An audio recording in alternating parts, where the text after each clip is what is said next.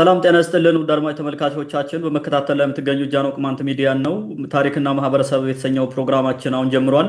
በዛሬው ታሪክና ማህበረሰብ በተሰኘው ጉዳያችን ቅማንቶችና የሴቶች መብት በሚል ርዕስ አንድ ውይይት ይዘንላችሁ መጥተናል። በአጠቃላይ ባጭሩ በቅማንት የእንበረም ስርዓት ውስጥ የሴቶች ሚና ምንድን ነው የሚለውን በውይይታችን በስፋት እናነሳለን ማለት ነው። እስከ ፕሮግራማችን ፍጻሜ አብራችሁ እንድትቆዩ የአክብሮት ግብዣችን ነው። እንደተለመደው ይዘንድር አብሮኛለ ሰፊውን ጊዜ ወስዶ ማብራሪያ የሚሰጥበት ይሆናል ማለት ነው። እንግዲህ ቅማንቶች በማህበራዊ መዋቅራቸው ውስጥ ሴቶች ያላቸውን ድርሻ በስፋት እናነሳለን። በሴቶች ወይም ደግሞ በሴት ንግስቶች መመራትና በሴት ንግስቶች መመራት እንዴት ተጀመረ፣ መቼስ አቆመ የሚለውን እሱንም እናነሳለን። እንግዲህ በአጠቃላይ በአክሱም ስርወ መንግስት የከሰመውን የድሮን የእንበረም ስርዓት ወይም ደግሞ በኋላ በዮዲት ገዴዎን ዘመን ለመመለስ ጥረት የተደረገውን እሱንም በስፋት እናነሳለን ማለት ነው። እንግዲህ በእንበረምና በድንግል ሴቶች ስትመራ የነበረችው ኢትዮጵያ ያነ ስርዓት ካበቃ በኋላ ሀገሪቱ ኪሳራ ገጥሟታል ወይስ አልገጠማትም የሚለውን እሱንም እናነሳ ይሆናል። በድጋሚ አብራችሁ እንድትቆዩ የአክብሮት ግብዣችን ነው። የዘንድር እንኳን ደህና መጣህ እያልኩ በአጠቃላይ ቅማንቶችና የሴቶች መብት ምን ይመስላል የሚለውን በስፋት እናነሳለን ማለት ነው። ቅማንቶች በማህበራዊ መዋቅራቸውና በአስተሳሰባቸው ለሴቶች ያላቸው ክብር ምን ይመስላል የሚለውን ጠቅለል አድርገህ እንደ መግቢያ ብታነሳውና ወደ ሌሎች ጥያቄዎች ብናልፍ መልካም። እንግዲህ ቅማንቶች በማህበራዊ መዋቅራቸውና በአስተሳሰባቸው ለሴቶች ያላቸው ክብር ምን ይመስላል? እንዴት ነው? ሴቶችን ያከብራሉ ወይስ ለሴቶች በማህበራዊ መዋቅራቸውም ሆነ በአስተሳሰባቸው ለሴቶች ዝቅተኛ ግምት ነው ያላቸው የሚለውን ነገር ማንሳት በጣም ጠቃሚ ነው። ከእሳቤውና ከፕራክቲሱ ወይም ከድርጊታቸው ይመነጫል። በተግባር ሴቶችን ያከብራሉ አያከብርም የሚለውን ነገር ማለት ነው። በተለይ አሁን ክርስትና የሚባለው ህይወት ከመጣ በኋላ የተፈጠሩ ልዩነቶች ሊኖር ይችላሉ፣ የተለያዩ ጉዳዮች ማለት ነው። ነገር ግን በቅማንት የህገ ልቦና ስርዓት ውስጥ በነበርንበት ዘመንና በእንበረም ወይም በወንበሩ ስንተዳደር በነበረበት ዘመን የቅማንቶች ፖዚሽን ምንድን ነው በሴቶች ጉዳይ ዙሪያ የሚለውን ነገር ማንሳት በጣም አስፈላጊ ነው። እንግዲህ ቅማንቶች አዳማዊው ስርዓት ሙሉ የሚሆነው በሴቶች መኖርና በሴቶች ትልቅ አበርክቶ ነው ብለው ያስባሉ ማለት ነው። እንግዲህ አዳማዊው እንትን ምንድን ነው? ይሄ ስርዓት ማለት ምንድን ነው? እግዚአብሔር በዕለተ አድ ወይንም እሁድ የፈጠራቸውን ፍጥረቶች እንዲመራ እንዲገዛና የእሱ አድርጎ እንትን እንዲላቸው እንዲቆጣጠራቸው እንዲያስተዳድራቸው የመደበው አዳምን ነው። ለዛ ነው አዳም የሚለው ስም የሰጠው ማለት ነው። አድ እሁድ ነው። አም ባለቤትነቱን ነው የሚያመለክተው፣ ገዥነቱን ነው የሚያመለክተው። አንድ ገበሬ ባለማሳ ቢሆን ማሳ ያለው ብትል ባለማሳ ነው ካልከው ያ ባለማሳ የሆነው ሰውዬ ማሳውን በፈለገው መንገድ ማምረት በፈለገው መንገድ ማስተዳደር መብቱ ነው። ሲፈልግ ያርሰዋል፣ ሳይፈልግ ደግሞ እንዲያድርም ሊያደርገው ይችላል። እሱ ነው የሚያስተዳድረው። ስለዚህ እግዚአብሔር በዕለተ እሁድ የፈጠረውን ፍጥረት ወይም ደግሞ አጠቃላይ በ6 ቀናት የተፈጠረው ፍጥረት መሰረቱ የተጣለው እሁድ ስለሆነ የእሁድን ፍጥረትን ያን በሙሉ የሚያስተዳድረው አዳም ነው። አዳም ይህን ሲያስተዳድር ብቻውን ማስተዳደር እንደማይችል እግዚአብሔር ያውቃል። ስለዚህ ማንና ፈጠረለት? ሔዋንን ወይም ሔዋንን ፈጠረለት ማለት ነው። ሔዋን ማለት ደግሞ በዚህ በሕገ ልቦናው ልክ የአዳም ትርጉም እንዳለው ሁሉ ሔዋን ማለት ዋን ማለት ቆየ ማለት ነው። ዋና ስንባ ይላል። ዋና ማለት የሚቆይ የሚኖር ማለት ነው። ዋን ማለት ስሮ ቃሉ ነው፣ ስምም ይሆናል። ህልውና እንደማለት ነው። ቆየታ ህልውና እንደማለት ነው። ይዋን ማለት ወይንም የዋን ማለት የኔ ህይወቴ ህልውናዬ ማለት ነው። ይቺ ህልውና የሆነችው አዳም እንትና ሔዋን ምንድነች? ለአዳም ያን ነገር ማነጅ ሲያደርግ ህይወት የሚኖረው በእሷ በኩል ነው ማለት ነው። ህልውናው የሚረጋገጠው ይህን ዓለም እያስተዳደረ ህልውናው እውን የሚሆነው በእሷ በኩል ነው። በተፈጥሮ በሆነው ነገር ልጅ ዘሩን በመተካት የአዳም ዘር በሙሉ ህልው ሆኖ የሚቀጥለው በእሷ በኩል ነው ማለት ነው፣ እስከ ሽምኩላው ዘመን እስከሚያልፍ ማለት ነው። ሌላው ደግሞ በርካታ ነገሮቹ ማህበራዊም፣ ፖለቲካዊም፣ ምጣኔ ሀብታዊ የሆኑ ጉዳዮቹ ደግሞ ያለሷ ጎደሎ ነው ማለት ነው።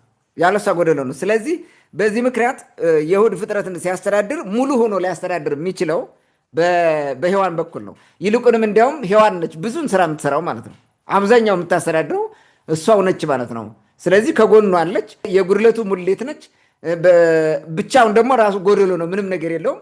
እርሷን ብቻዋን ከሆነች ምንም ነገር የላቸውም። ስለዚህ ሁለቱ ቆመው ዓለምን እንደሚያስተዳድሩ ነው ባስተምሯቸው። ይሄን ነው ወንድ ያለ ሴት፣ ሴት ያለ ወንድ ይኖራል ብለው እንትን አይሉም ማለት ነው፣ አያስቡም።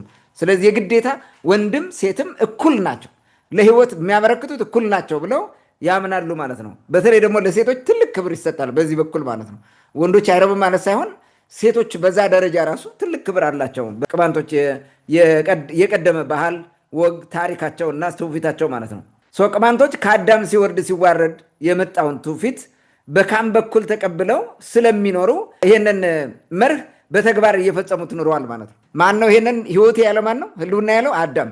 ከአዳም ሲወርድ ሲዋረድ የመጣው ስርዓት ለቅማንቶች በቅርብ ነው የደረሰው። በ10ኛው ትውልድ በኋላ ከኖህ በኋላ ካም እያለ የመጣ ነው። ቅርብ ጊዜ ነው እዛ በኋላ ማለት ነው። ስለዚህ ከዛ የመጣውን እንዳለ ነው የተረከቡት ማለት ነው። ለሴቶች ትልቅ ክብር አላቸው። አዳም ብቸኛ በነበረበት ጊዜ ብቸኝነቱን ያራቀችለት ሔዋን ነበረች። ስለዚህ ያን የሚያይበት የነበረው የቅርብ ጊዜው ትውስታ ቅማንቶችም ይሄንን ትውፊቱን፣ ወጉን፣ ባህሉን፣ ታሪኩን ተቀብለው ስለሄዱ ይሄንን ያስቀጥሉታል ማለት ነው። እነሱ ራሱ በዛ መርህ ይመራሉ። ይሄ በምን ይገለጻል?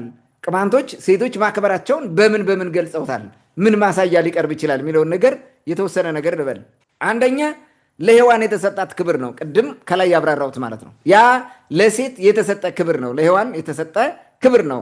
ያ ለሔዋን ህይወት ባዶ መሆኑን በደንብ አድርገው ያውቃሉ ማለት ነው። ለሔዋን ራሱ ትልቅ ክብር ይሰጣታል ማለት ነው። እንዲያውም ለሴቶች ትልቅ ክብር እንደሚሰጡ ቅማንቶች አብዛኛው በጎንደር አካባቢ ብትሄድና የሆነ ነገር እንትን ካለ ከባለጌ ቤት ሴትና ስጋ ይረክሳል ይባላል። ምን ያክል እንትን እንዳለ ማለት ነው። ትልቅ ክብር እንዳላት ሴት ልጅ ይህንን ትመለከተዋለህ ማለት ነው። በእኛ አካባቢ ይሄ በደንብ ተደጋጋሚ የሚባል ነው። ስም ያወጣላት ራሷ ሲሰይማት ህይወቴ ህልውና ያለበት መንገድ ራሱ በጣም ትልቅ ክብር እንደሰጠ የሚያሳይ ነው ማለት ነው። ያለ ሔዋን ህይወት እንደሌለው፣ ያለ ሔዋን ክብር እንደሌለው፣ ያለ ሔዋን ህልው ሆኖ መዝለቅ እንደማይችል፣ ትውልዱ እንደማይቀጥል ማለት ነው። ይህን ማየት እንችላለን። ሁለተኛ ለእሜት አይክል የተሰጠው ክብር ነው። ለእሜት አይክል እንግዲህ በቅማንት ምድር ውስጥ ካሉ ቅዱሳን ሴቶች ቀዳማዊ ሴት ነች። እንትና እሜት አይክል ማለት የኖህ ሚስት ነች። ከዛ በፊት የነበሩ ይኖራሉ፣ እኛ ስለማናቃቸው ነው። ግን በእኛ ምድር ዛሬ ድረስ ህይወት ዘርቶ ዛሬ ድረስ ቅዳሴ የሚቀደስበት እሜት አይክል የኖህ ሚስት መቃብር አለ። ትልቅ ክብር ነው የሚሰጣት። እሷ እንድታማልዳቸው፣ እንድትረዳቸው፣ በጸሎታ እንድትረዳቸው፣ ከእግዚአብሔር ጋር እንድታስታርቃቸው ሁልጊዜ ይጸልያሉ። እሜት አይክል ማለት ነው። ትልቅ ክብር አለ። ይሄ ምን ያመለክታል? የሴት ቅድስት፣ ትልቅ ቅድስት በዛ ደረጃ አምጥተህ ትልቅ ክብር አድርገህ እንትን አድርገህ መቃብሯ እስከዛሬ ጠብቀህ መኖሩ በራሱ ያለውን ክብር ትመለከታለህ ማለት ነው። ሴቶች በሃይማኖት እንኳን ቀላል አይደሉም። በመንፈሳዊ ህይወት ያላቸው አስተዋጽኦ ማለት ነው፣ በቅድስና ዓለም ራሱ ያላቸው አስተዋጽኦ ቀላል እንዳልሆነ ማየት እንችላለን በዚህ በኩል ማለት ነው። ሌላው ለእንተላ የተሰጣት ክብር ነው። እንተላ ማለት አይነር ከመካከለኛው ምስራቅ ህገ ኦሪት የሚባል ሲመጣና ሲጫና ሲበዛ ወደ ኢትዮጵያ መጥቶ ከዚህ ያሉት ቀደምት እዚህ ከኖሩት ቅማንቶች ጋር አብሮ ኑሯል። ሚስቱ እንተላ ነው የምትባለው፣ ይዟት የመጣው ማለት ነው። በሌላ በኩል በዛኛው በኩል ሲነግሩ ምን ይላሉ? መልከጼዴቅ ቀዳማዊው ይሉናል። ንብረ ኤርምያስ ከበደ መልከጼዴቅ ቀዳማዊው ሁለተኛው መልከጼዴቅ ይወልዳል። ሁለተኛው መልከጼዴቅ በድንግልና የኖረ ነው። ለክርስቶስ ምሳሌ የሆነ ነው። ክህነቱ ኑሮውም አኗኗሩም ለክርስቶስ ምሳሌ የሆነ ነው እርሱ ማለት ነው። የእሱ አባት ግን እንትኑን ኃላፊነቱን ለመልከጼዴቅ ሁለተኛ ወይም ለክርስቶስ ምሳሌ የሆነውን ካሳለፈ በኋላ ወደ ኢትዮጵያ እንተላ የምትባል ሚስቱን ይዞ ሄዶ ኢትዮጵያ የምትባል ምድር መስርቶ ኑሯል ብሎ ጽፏል። ንብረ ኤርምያስ ከበደ ማለት ነው። ነገር ግን ያ ስሙ አይነር የምንለውን አይነት ሳይሆን እሱም የሚያስቀምጠው ምኑን ነው? ኢትዮጵ ነው የሚባለው ነው። ኢትዮጵ ነው የሚባለው። ኢትዮጵ በሚለው ስሙ ኢትዮጵያ የሚባል ስም ወጥቶለታል ብሎ ይናገራል። እርሱ ግን ትክክል አይደለም። ኢትዮጵ ሳይሆን ኢትዮጵያ ነው፣ ውብ ምድር ማለት ነው። ምንም ግልጽ ነው። ስለዚህ ይሄን ስትመለከት ያለውን ነገር መረዳት እንችላለን። አሁን ከነዚህ ውስጥ ላይነር ድግና አናይም፣ አላየውም፣ ስቲል እስካሁን አላወቅኩም። ይኖር ይሆናል። የእንተላ ግን ድግኗ በጣም ትልቅ ድግና ነው ያለው። ትክል ድንጋ በስተሰሜን የተወሰነ ኪሎ ሜትር ርቀት ላይ ጀለብሻ ተራራው ጥግ ግልገል እንተላ፣ አባት እንተላ ተብሎ የሚጠበቅ እስከዛሬ የተጠበቀ ድግና አለ። አንደኛው የገብርኤል ቤተክርስቲያን ተሰርቶበታል በቅርብ ጊዜ። አንደኛው ግን ስቲል እስካሁን አባት እንተላ እንዳለ ነው እንደተጠበቀ። ዛሬም ህብረተሰቡ ያከብረዋል፣ እንትን ይደረጋል። በሚገርም ሁኔታ ቅማንቶች እግዚአብሔር ምዝገና ይህን ዓለም ለማሳለፍ በሽንኩላ የሚመጣው በእንተላ ድግና በኩል ነው የሚመጣው፣ በዛ በኩል ነው የሚታየው የሚመጣው ብለው ያምናሉ። ይህን ዓለም ለማሳለፍ በሽንኩላ ጊዜ የሚመጣው ማለት ነው። እንተላ ትልቅ ክብረ በዓል ነው። በዓመት የሚከበረው ራሱ የደብረ ዘይት የሚባለው ወይም ይሄ ሽንኩላ የሚባለው ቀን በዋናነት በትልቁ የሚከበረው እንተላ ድግና ላይ ነበረ። እንተላ ትልቅ እናት ነች፣ ትልቅ ክብር የተሰጣት ነች ማለት ነው እዚህ ጋር ስትመለከተው። ከዚህ ደግሞ አለፍ ስትል ወደኋላ ስትመጣ ደግሞ ክብርዋ ሚስት አንዛኩናን ታነሳለህ ማለት ነው። አንዛኩና ትልቅ ክብር የሚሰጣት ነው። እንዲያውም በየጊዜው ብዙ ነገሮች አሉ። ተሰውራ እዚሁ ጭልጋ አካባቢ ያለው ማን ነው አንዘይ መርኩ የሚባለው ጸበል ተሰውራ ህዝቧን ወገኖቿ በመንፈስ እያገለገለች እንዳለ ተሰውራ ዋሻ ውስጥ እንደምትኖር ነው የሚያምኑት። የጸበል ስርዓት አለ። በአመት 4 ጊዜ ይቀደስበታል። ያ የጸበል ስርዓት በአመት 4 ጊዜ ይቀዳል። ብዙ ሰዎች ይፈወሱበታል ከዛ ጸበል ማለት ነው። ከዋሻው ውስጥ ለእሷ ያላቸው ክብር ራሱ ጥሩ ትልቅ ነው። እኔ እነሱም ቢናገሩት በዚህ በኩል ብዙ ነገር ስላለ ማለት ነው እና አባ ወንበሩ የሚናገሩት ስለ እንተላ ስትሰወር እንዴት እንደነበረ አጠቃላይ የሚያሳየው ትልቅ ክብር እርሷ ምን አስተዋጽኦ እንዳላት በሃይማኖቱ በህዝቡ ህይወት ውስጥ ራሱ በጣም ትልቅ ክብር ነው ያላት ማለት ነው። ይሄ ራሱ ያላቸውን ለሴቶች ያላቸውን ክብር የሚያመለክት ነው ማለት ነው። ሌላው ከአንዛኮና ደግሞ ዝቅ ስትል በዳማት ዘመን የነበሩ ድንግል ንግስቶችን ማሰብ ትችላለህ ማለት ነው። ድንግል ንግስቶች ከዛ በፊትም ነበሩ፣ በነገራችን ላይ ስለማናቃቸው ስላልተጠቀሱ ነው። ነገር ግን በዚህ በኩል አሁን ይሄ የዳማት ዘመን የምንለው ንግስት ማክዳ በመጽሐፍ ቅዱስ ጎልታ ስለወጣች ከዛ በኋላም ሌሎች ድንግል ንግስቶች እንዳሉ ስላየን የሚታወቁት አብዛኛው ጊዜ በዛ ነው። ግን የዳማት ሲቪላይዜሽን የሚባለው ዘመን በዋናነት በሴት ንግስቶች የሚመራ ነው የነበረው። የወንድ ንጉስ የሚባል የለም። እንበረሙ ነው ከላይ ሆኖ የሚመራው እንደ ንጉስ። ግን በዋናነት ዓለማዊን ስራ ዓለማዊን አስተዳደርና የመንግስት ክዋኔ የምትፈጽመው ድንግሏ ሴት ነች ከዣንደረባዎቹ ጋር ሆና ማለት ነው። በዚህ ደረጃ የነበረው ክብር ትልቅ ክብር ነው። በነገራችን ላይ በጣም አዋቂ አፍሪካን ሙሉ በሙሉ በሚባል ደረጃ እኮ ሲያስተዳድሩ የነበሩ ናቸው። ማክዳ ዘመን የነበረው እስከ ኬንያ ወደ ደቡብ አፍሪካ ድረስ በርካታ ቦታዎችን ስታስተዳድር የነበረች እናት ነው። በዚህ ደረጃ ንግስት አድርገው ቅማንቶች ህዝቡን እንዲመሩ ኃላፊነቱን ሁሉ ቢሰጣቸው ለሴቶች ነበር። ግን ደግሞ ሙሉ በሙሉ ኃላፊነታቸው እንዲወጡ ስርዓት ተሰርቶ ከዚህም እንበረሙ ስላለ ሚስት ስላለው ሌላ ሚስት ስለማያገባ እሷ ደግሞ ወንድ ሌላ እንዳታገባ በራሷ ፍላጎት በራሷ ፈቃድ የንግስነት ክብሯና የአገልግሎት ክብሯ በቂ ስለሆነ በድንግልና ጸንታ እስከ ፍጻሜዋ ትቆያለች ማለት ነው። ችግር እንዳይገጥማት ደግሞ ጃንደረባ ጠባቂ ተደርጎለት ሀገር ስታስተዳድር የነበረ ነው። ያ ሁሉ ታሪክ ሲሰሩ የነበሩ ናቸው ማለት። በጣም በርካታ ድንግል ሴቶች አሉ። ይሄ ለኢትዮጵያውያን ብቻ ነው፣ ሌላ ቦታ አታገኝም። በድንግል ሴቶች የሚለው ማለት ነው እኛ ጋር ነው አብዛኛው ነገር ያለው ማለት ነው። ይሄ በመጽሐፍ ቅዱስም ተጽፎ ታገኛለህ በተለያየ መንገድ። ይሄ ራሱ ትልቅ ክብር ለሴቶች እንደሚሰጡ ለሴቶች ያላቸው ኮንፊደንስ ራሱ ማለት ነው ምን ያክል እንትን እንዳላቸው ትረስት እንደሚያደርጓቸው በደንብ ማስተዳደር እንደሚችሉ መንግስቱንም ህዝቡንም ሁሉን ነገር አሳልፈው ሰጥተው እንዲመሩ የሚያደርጉት ነው እንትኑ ማለት ነው ስርዓቱ።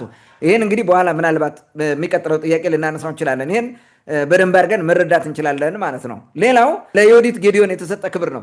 ዮዲት ጌዲዮን ብዙ ሰው ዮዲት ምናምን እያለ ይጽፋል። ይሄን የጻፉት ደብተራዎቹ ወይንም ተቃዋሚ ነን የሚሉት የግብፅ ተላላኪ ሆነው የመጡት የሰሎሞን ስርወ መንግስት አቀንቃኞች በአክሱም ስርወ መንግስት ዘመን የነበረውን ያን ያፈረሰውን ስርዓት ለመመለስ ብለው የሚሄዱ ነገር ግን የተመቸው ሁኔታ ያልፈጠረችላቸው ሰዎች ናቸው ጉዲት ምናምን የሚሉት።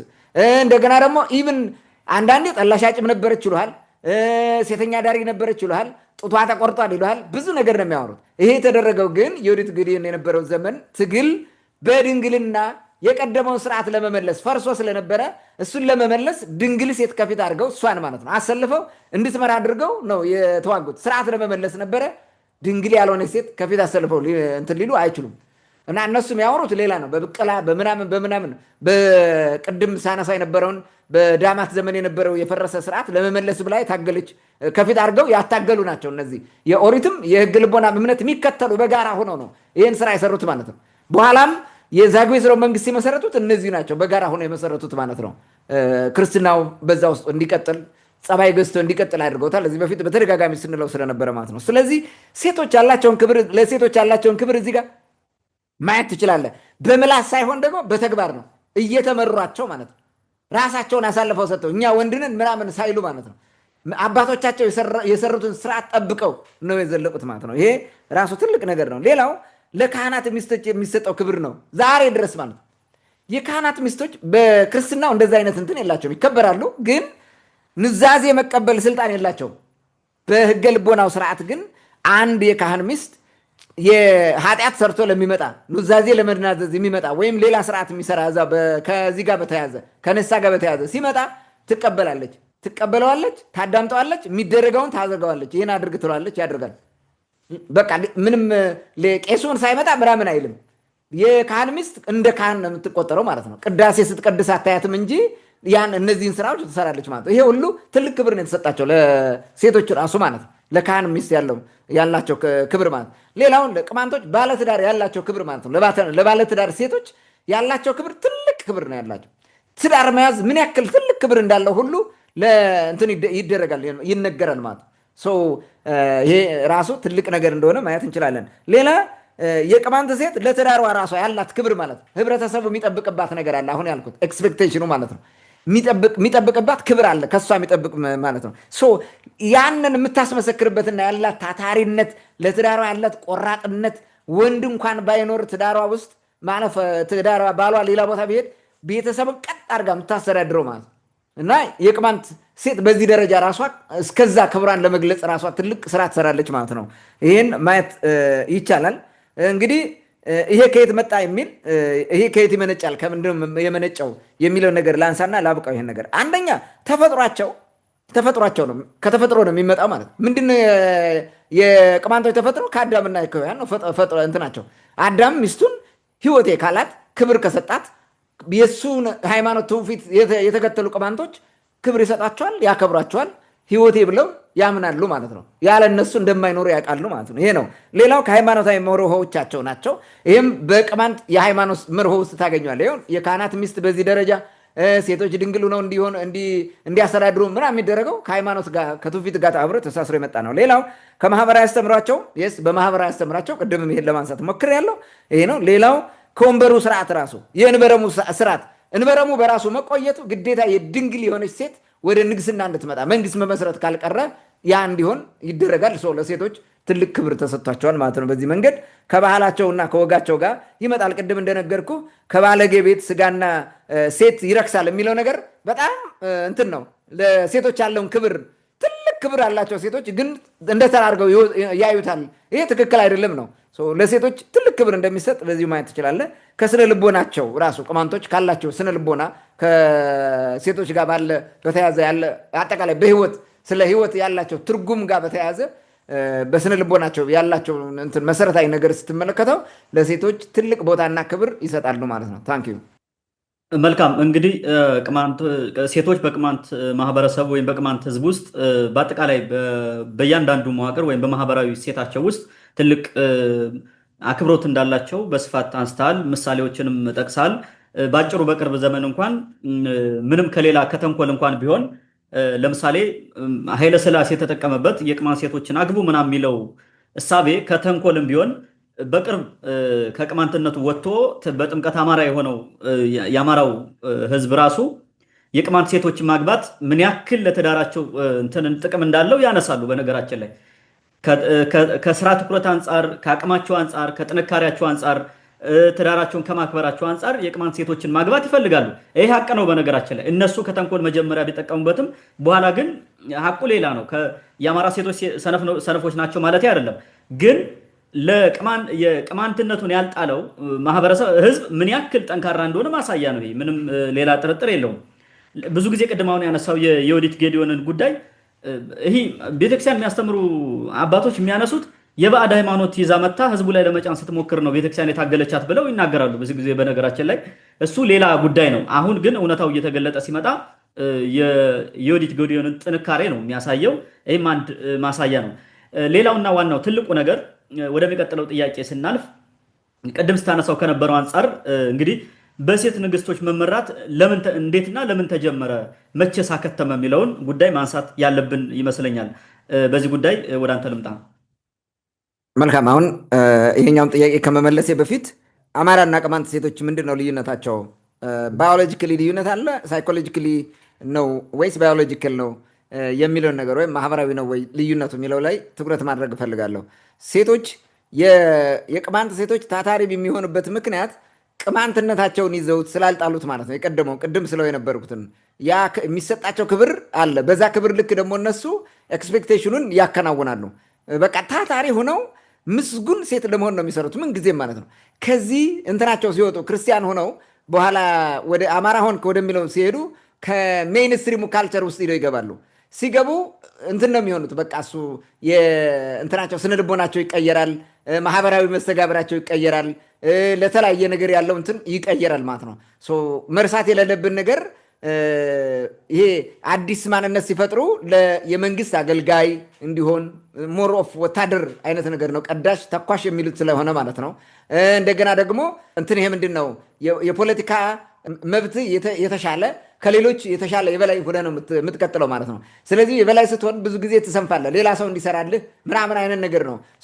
ልቦና ስለ ልቦና ይለወጣል ማለት ነው። የስለ ልቦና ለውጥ ስላለ እንጂ በደም አንድ ነው፣ ምንም የተለየ ነገር የለውም። ከዛ ነው። ሌላው ደግሞ ምንድን ነው አሁን እንትኖቹ ቅማንቶቹ ቅድም እንዳልኩት ስርዓቱን ይጠብቃሉ። በዛ ላይ ደግሞ ቅማንቱ ከማጆሪቲነት ወደ ማይኖሪቲነት እያነሰ ሲመጣ ሌላ ምርጫ የለውም። ሰርቶ ግሮ ጥሮ ነው የሚበላው እንጂ የትኛውም ቦታ ሄዶ እንደፈለገ መቀጠር አይችልም። ማንም እንትን የሚያደርግለት የለም ማለት ነው። ተፍጨርጭሎ ነው የሚኖረው። ከጥንትም እሱ ነው። አሁንም ደግሞ ሁኔታው የባሰ እንደዛ እንዲያደርገው አድርገዋል። የቅማንት ሴቶች ታታሪ የሆኑበት ምክንያት በዛ ነው፣ ዛሬም ድረስ ማለት ነው። ክርስቲያን ሆነው ራሱ ቅማንት የሆኑት ከቅማንት ስነ ልቦናቸው ስላልወጡ ማለት ነው። ከቅማንት ስነ ልቦና ማለት ምንድን ነው? ከዛ ከጥንት የመጣው ስነ ልቦና ክርስቲያን ቢሆንም እንኳን ስላለ ያንን ጠብቀው ይኖራሉ። በዚህ ምክንያት ነው እንጂ ሌላ ልዩነት ስላለ አይደለም። ሌላው ከዮዲት ጌዲዮን ጋር በተያያዘ የባዕድ ሃይማኖት ይዛ መታ ምናምን ለሚለው ነው። ኖ የባዕድ ሃይማኖት ምን ህገ ኦሪት ባዕድ ሃይማኖት አይደለም ከሆነም ማለት ነው። ህገ ልቦና ይህም ባዕድ ሃይማኖት አይደለም። ግን እነሱ ይህን ሁሉ ጣዖት ነው ይሉታል እኮ ሲሳደቡ ማለት ነው። ህገ ኦሪቱን ዝም ይላሉ ስለሚፈሩ ማለት ነው። ህገ ልቦና ግን የእንጨት አምላኪ ጣዖት ምናምን የሚል ውስጥ ለውስጥ ያወራሉ። እንዳልሆነ ግን አሳምረው ያውቁታል እኮ እነሱ ራሱ ይወዱታል እኮ ይሄን የሚወዱት ማለት ነው። ግን ይሄንን እንትን አያደርጉትም። አሁን ይኸውልህ ዮዲት ጌዲዮን ሃይማኖት አስቀይራለች ከተባለ እስኪ የቀየረችው ማን የሚባል ህዝብ አስቀየረች ሃይማኖቷን? ትግራይ ሂዳ ወደ ኦሪት እምነት መልሳለች ወይም ወደ ህገ ልቦና መልሳለች? አልመለሰችም በፍጹም ማለት ነው። ክርስቲያን የሚባለውን እየመረጠች ገላለች? አልገደለችም። ይሄ ታሪክ የለውም። የተዋጋትን ገላለች። በስልጣን የነበረውን ተዋግታለች። ከግብፃውያን የመጡ ኮተቶችን አቃጥራለች። ከዛ ባለፈ ሌላ ያቃጠለችው ይህን ብለህ ልታመጣ አትችልም። ግን የሆነውን ነገር ሁሉ ይደርቱባታል። እንትኑ ለውጡ ስለማይፈልጉት ለምን ያ የነበረው ለውጥ ምንድን ነው? የቀደመውን ዳማታዊ ስርዓት የቀደመው ይሄ ቅማንታዊ ስርዓቱን ቅድም ስናገር የነበረው ፍትሐዊ የሆነውን ስርዓቱን አፍርሰው ወደ ቆራጭ ፈላጭ ስለመጡ አነሷለሁ ቀጥዬ ወደዛ ስለመጡ ይሄን ለማስተካከል ነው የታገለችው። ያን ለማስተካከል ታግላለች። ሁኔታዎች ሲመቻት አድርጋለች። የስ ሆኗል። ያንን አድርጓል ቅማንቶች። ከዛ በኋላ እኮ የቀጠለው የዛጉዌ ሥርወ መንግስት ነው። ያን ሁሉ ማፍረስ ትችል ነበር አይደል እንዴ?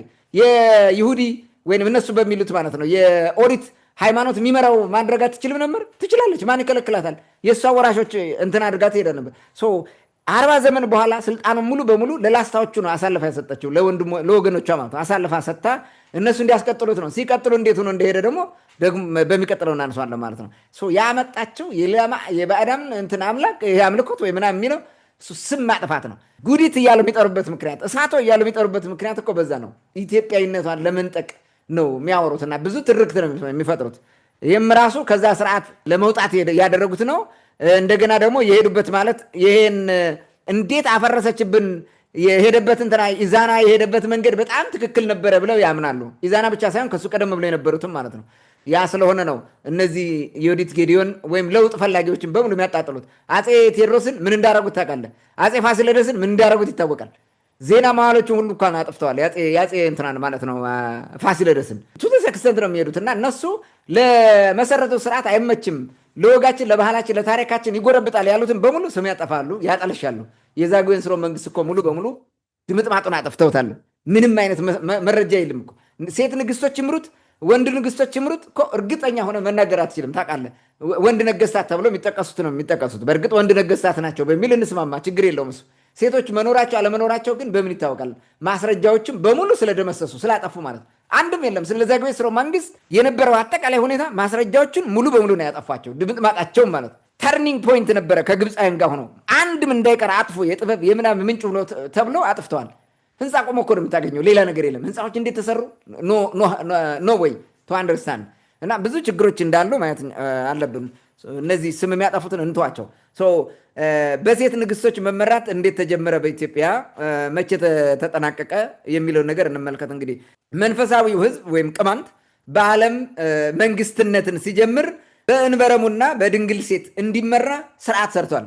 ይሄን አሁንም ያልኩት ቅድም እንደዚህ ይላሉ ያልካቸው ሰዎች የሚያነሱት ምንድን ነው?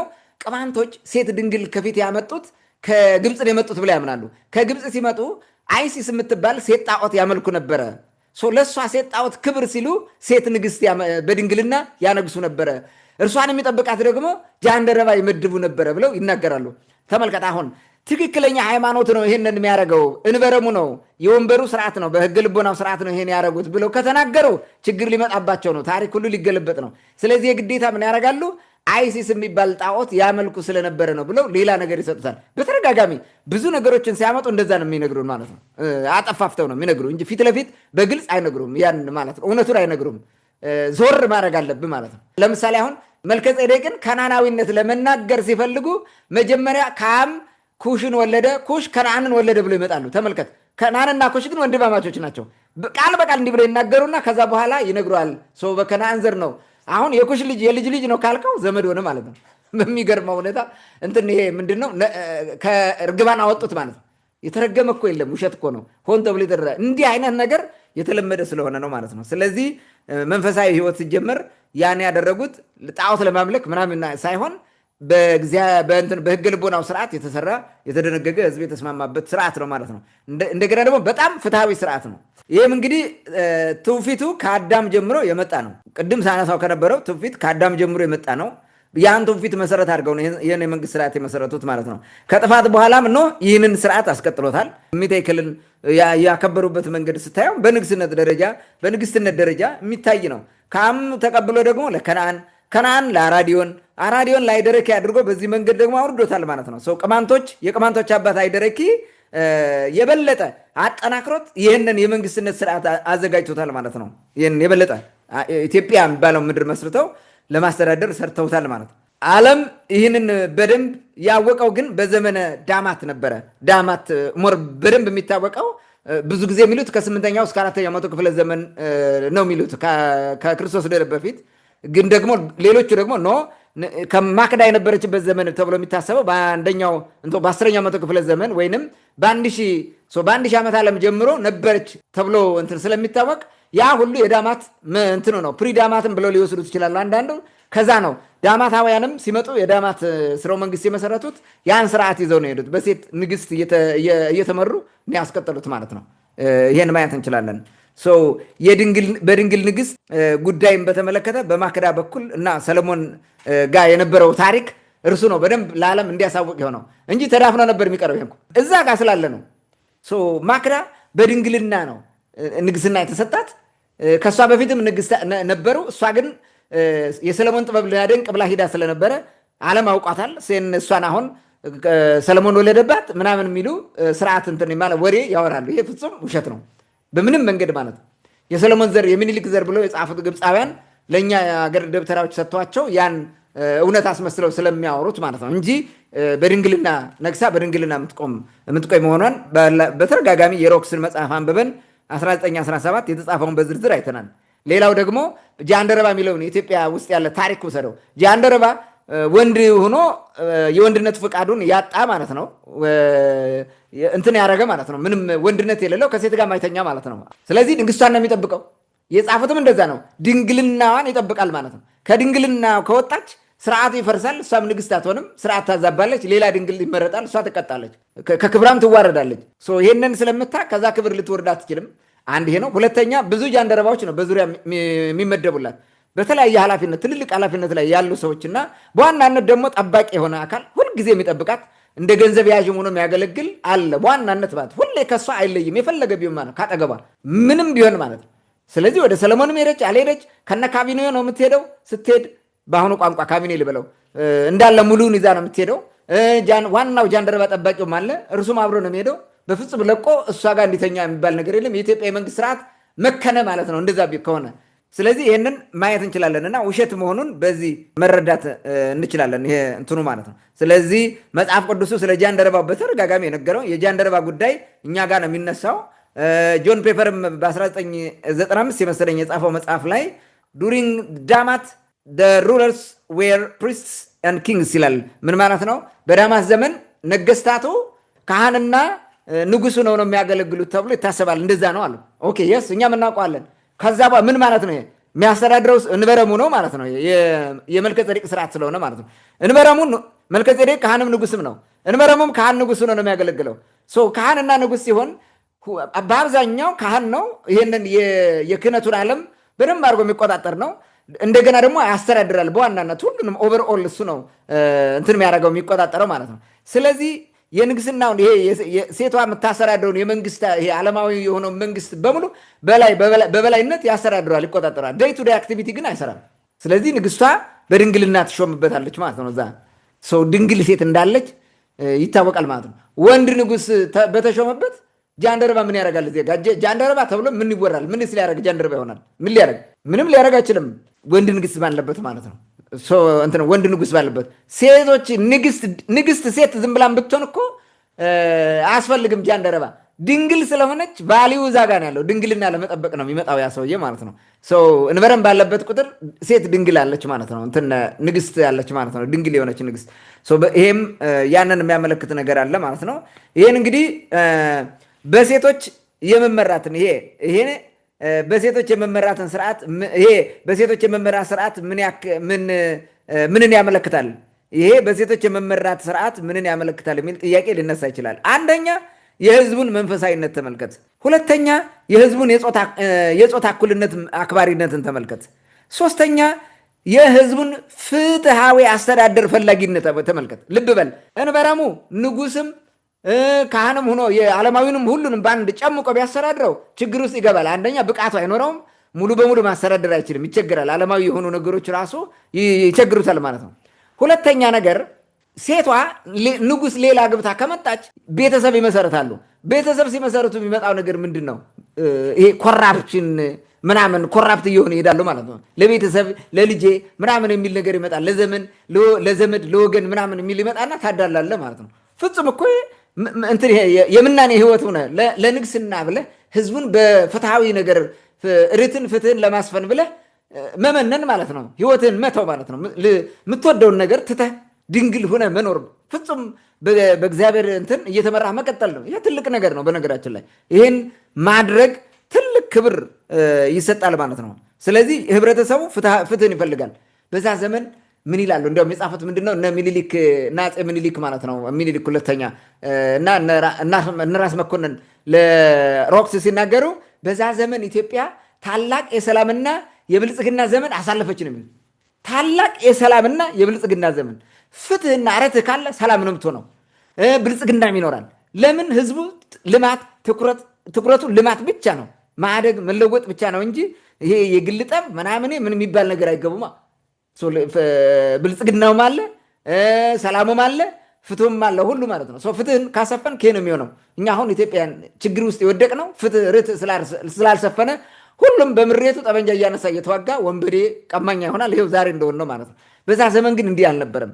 ያ ትልቅ ስርዓት ነው የሰሩት ቅማንቶች። እኔ ምቀናው ማለት ነው። ዛሬ ራሱ እሱ ቢቻል ብዬ እገምታለሁ፣ አስባለሁ። እንደዛ ቢቻል ራሱ ኢን ሞደርን ታይም ራሱ መፍትሄ ሊሆን ይችላል ብዬ አስባለሁ። የኢትዮጵያ መዳኛ ራሱ ሊሆን ይችላል ያ ቢደረግ ብዬ እገምታለሁ።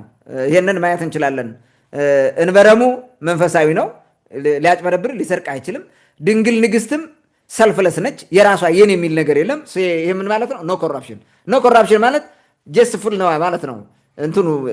አገልግሎቱ ማለት ነው። አገልግሎቱ ፍትሃዊ ነው። ፍትሃዊ ከሆነ ደግሞ ህዝቡ ሰላማዊ ነው። ሰላማዊ ሲሆን ሰርቶ ይበላል፣ ይለማል፣ ያድጋል፣ ይበለጽጋል። በቃ አለቀ። ከዓለም ያለው ግንኙነት ሁሉ ጥሩ ግንኙነት ይኖረዋል ማለት ነው። በአንድ በኩል ኦኬ። ይሄ በድንግል ሴቶችና በእንበረሙ የበላይ ጠባቂነት የሚተዳደረው የኢትዮጵያ የመንግስት ስርዓት መቼ ተዳከመ፣ መቼ አከተመ፣ ለምን የሚለውን እዚሁ ላብራራ የተወሰነ። ቅድም አንዳንዱን ጫፍ ስላነሳሁት ማለት ነው። በሴቱና በእንበረም አንገዛም። ይሄ መንግስቱን ልፍስፍስ ያደርጋል። መንግስታችን እንደ ሮም እንደ ፋርስና እንደ ህንድ መንግስት በወንድ ነገስታት ብቻ ነው መመራት ያለበት። ያኔ ደግሞ ጠንካራ ማይቲ ወይም ማይቴስ የሆነ ይሄ ምንድን ነው ዓለምን አንቀጥቅጠው ቢገዛ ባለስልጣን ይኖረናል። ንጉስ ነው፣ ወንድ ነው እንጂ ሴት አንፈልግም ብለው ተቃውሞ ጀምሯል ማለት ነው። ወደ ወንድ ንግስ መምጣት አለበት። በወንድ ብቻ ነው መመራት ያለበት። የምን ሴት ነው? ሴትም ከሆነች የንጉሱ ሚስቱና ነው እዛ ንግስትነቷን መያዝ ያለባት እንጂ እኛንን እሷ ምሰራውን መቆጣጠር ያለብን። እንበረም የሚባለም ከላይ የለም፣ የፈለግነው የምናደርገው እኛንን የሚል ውዝግብ ተነሳ ማለት ነው። ተነሳ። ይሄ ወደየት መጣ? የዳማት ስልጣኔ የመውደቂያው ዋዜማ ይሄ ነበረ። በዚህ ምክንያት ነው ከ4ኛው መቶ ክፍለ ዘመን ጀምሮ እየተዳከመ የመጣው ማለት ነው። 3ኛው መቶ ክፍለ ዘመን ሙሉ በሙሉ እንትን አለለት ከክርስቶስ ልደት በፊት አከተመለት ማለት ነው። የሴት ንግስት የሚባለው አክሱም ከባቢ ሆነው እንዳይሆን ምናልባትም ህንደኬ የምትባለው አይ ቲንክ ወደ ሱዳን ከባቢ ምናምን ይመስለኛል የነበረችው በሌላ ቦታ። አክሱም ከባቢ የነበረውን ግን በዛ ደረጃ አፈረሱት ማለት ነው። እንዳይቀጥል ተደረገ። ተጠናክሮ በአክሱም ዘመን ደግሞ የበለጠ ተጠናክሮ ቀጠለ ማለት ነው። ዳማት እንግዲህ ከ1000 እስከ 400 ዓመት ዓለም ድረስ ዘልቋል እየተንገዳገደ እስከ 300 ቀጥሏል ያ ስርዓት ማለት ነው። 400 የምንለው አክሱም ጀመር ተብሎ የሚታሰብበት ነው። አክሱም ደግሞ በጣም ጠንክሮ የምታገኘው ከአንደኛው መቶ እንትን ክፍለ ዘመን ጀምሮ ነው የዓመት ዓለሙ ማለት ነው። አክሱም የበለጠ የተጠናከረው ግን ከ400 ጀምሮ አክሱም እየተመሰረተ ነበረ። በዛ ሂደት ያ ሂደት የዚህ ውዝግብ ነው። በሴት ነው በወንድ ነው መመራት ያለብን የሚል ማለት ነው። የአክሱም ከ400 ቢሲ እስከ 960 ኤዲ ዘልቋል ተብሎ ነው የሚታሰበው። እስከዛ ነው የቆየው። ዳማት በ300 ቢሲ ወይንም ከክርስቶስ በፊት ወይንም ዓመት ዓለም የተዳከመው በዚህ በወንድ ንግስት ወንድ ንጉስ ሴት ንግስት በሚለው ውዝግብ ነበረ ማለት ነው። ችግር ተፈጠረ ማለት ነው። በጣም ትልቅ ችግር ማለት ነው። ሂስቶሪያን የዳማት ሲቪላይዜሽን ለምንድን ነው የወደቀው በሚለው እንትን ላይ ጥያቄ መልስ ሲሰጡ ምንድን ነው የሚሉት? ፎር አንናውን ሪዝን ነው ማለት ዳማት ፎር አንናውን ሪዝን ነው እንትን ያደረገው የጠፋው የከሰመው ዲስአፒር ያደረገው ነው የሚሉት። አንናውን ሪዝን የሚባለው ሪዝን ቢኮዝ ዊዝን ስቴት ዊዝን ዳይናስቲ የዳማት ስርወ መንግስት በዛው ዘመን ስለነበረ ማለት በውስጣቸው ስለሆነ የውስጡን ማንም አያውቀውም፣ በደንብም አይጻፍም። እንደገና ደግሞ አክሱማውያን ይሄን አይናገሩም፣ ነውር ነው። ምክንያቱም ይሄንን ሆን ብለህ ካጠፋኸው እዚህ ጋር ማጭበርበር ነው የሚጀመረው ማለት ነው። አጭበርባሪዎች ናቸው። በአክሱም ስርወ መንግስት የመጣው እንትን አጭበርባሪ ስርወ መንግስት ነው ስታብሊሽ የተደረገው ማለት ነው። በንጉስ የሚመራ የፈለገው የሚያደርግ አጭበርባሪ ነው። ስለዛኞቹ ተጣልቶ ስለመጣ ማለት ነው የሰሩት ስራ በጣም የሚገርም ነገር ሁሉ ተሰርቷል። በዚህ የተሰራው ስራ ማለት ነው አክሱም ላይ የተሰራው እኮ ብዙ ነገር አሁን አንዳንዴ የቆሙ ሐውልቶች ምናምን ስትመለከታቸው ራሱ ለሌላ ነገር ይመስላል፣ ግን ያኛውን እንትን ይሄን ለመበቀል የተደረጉት እንትኖች ናቸው፣ ማስታወሻዎች ናቸው፣ ለማሳያ ማለት ነው የተደረጉት ናቸው። ለውጥ ፈላጊ ዳማታውያን በ400 ቢሲ ገደማ የአክሱምን መሰረቱ። አክሱምን ሲመሰረቱ ከቀደመው ስርዓት ጋር ተጣልተው ነው ለውጡ የመጣው። የዳማትን ስርዓት ገረሰሱት ማለት ነው። በሴት መገዛትን ናቁ፣ አዋረዱ፣ አንፈልግም አሉ። ያም ሆኖ ግን ትራዲሽናል ሆነው ዝም ብለው ዋናው መንግስት አይመሩም። ግን ንግስቷ እንዳጠፋ ሴት ድንግል ሆና እንዳጠፋ ነበረ ተወሰነ ጊዜ ማለት ነው። የመጨረሻውን ነቀል እርምጃ የወሰደው ኢዛና ነው። ከዛ በፊት የነበሩት ግን ጎን ለጎን ዝም ብለህ ትራዲሽናል ሆናችሁ ቀጥሎ እኛ ውስጥ ገብታችሁ ግን እንትን አታረጉም፣ እንዲያረጋለን አትፈተፉትም፣ ምን አትሉም ነው። እንደዛ ብለው አስቀጥለዋቸዋል ማለት ነው። እንግዲህ ለዚህ የወንድ የበላይነት ድል አደረጉ አክሱማውያን ማለት ነው። ድላቸው ማሳያ ይሆን ዘንድ በመቃብራቸው ከ400 ክፍለ ዘመን ጀምሮ ማለት ነው። ኤግዛክትሊ የትኛው ንጉስ እንደጀመረ ባይታወቅም ግን አክሱም የሚባለው እንደጀመረ ኤግዛክትሊ ማለት ነው እሱ እንደጀመረ ምን ተደረገ? ለዚህ ማሳያ የወንድነት የበላይነትን ለማሳያ በወንድ ብልት እንትን ያለው ሐውልት አቆሙ ማለት ነው መቃብራቸው ላይ። ሁሉም ያን የተቃወሙት መቃብራቸው በሙሉ በዛ ነው፣ በወንድ ብልት ነው የሆነው። በዳማት ዘመን ይሄን አታገኘውም። ከዛ በኋላ ደግሞ ክርስትና ከመጣ በኋላ ኢዛና ክርስትናን ከተቀበለ በኋላ ይሄን አታገኘውም። የነበረው ጠብ ሆን ተብሎ ያን ጠብ ለማሳየት ነው ያን የተገረዘ ወንድ ብልት የሚያሳዩ ማለት ነው። የተገረዘ ወንድ ብልት ከጥንት ጀምሮ ግርዛት በከናናውያን ህዝቦች የታወቀ ነው። ወንዶች ነን እኛ በቃ አሁን ወንዱ ታፍነው ስለነበረ በወንድ ነው ያሸነፍነው እኛ ነው ወንዶችን መምራት ያለብን የሚል የወንድን ግሎሪ ለማሳየት ተደርጎ እየተሰራ ነው። ትልቁን ሐውልት ያቆመው ደግሞ ኢዛና ነው። የመጨረሻው ትልቁን ሐውልት ያቆመው ማለት ነው በመቃብራቸው ይህንን ቅርጽ የሰሩ። ሆኖም እስከ ኢዛና ድረስ ቅድም እንዳልኩት ሃይማኖታዊና ባህላዊ ትውፊቱን አልጣሉም ነበረ። ኢዛና አልሞቃ የሚባል እንትን ምንድነው በጣም አብዮታዊ የሆነ እርምጃ ወስዶ አልሞቃ የሚባል ጣዖት ከየመን ከባቢ አምጥቶ ማምለክ እስከጀመረበት ዘመን ሃይማኖታዊ ትውፊቱም የሆነ ባህላዊ ጉዳዮችም ነበሩ ተጠብቀው ማለት ነው። የንግስት የምትለው ነገር ዝም ብላ ትቀመጣለች፣ ኖሚናል ሆና ማለት ነው በድንግልና ያንን ላለመጣል ማለት ነው። ይሄ ሲመጣ ግን ስር ነቀል አደረገውና አጠፋው። አንድም እዛ አካባቢ ያለ የህገ-ልቦና አምልኮት የኦሪት አምልኮት የሚባል እንዳትመጡብኝ ዞር በሉ ብሎ አባረረ ማለት ነው። ማሳደድ የተጀመረው በኢዛና ነው የመጨረሻው ማለት ነው። ማሳደድ የጀመረው ኢዛና በፍጹም ተጣላ፣ ወደ አልሙቃ ተሻገረ። በሕገ ልቦናና በተለይ የሕገ ልቦናው ስርዓት እንደዚሁም የኦሪትን ስርዓት ማሳደድ ጀመረ።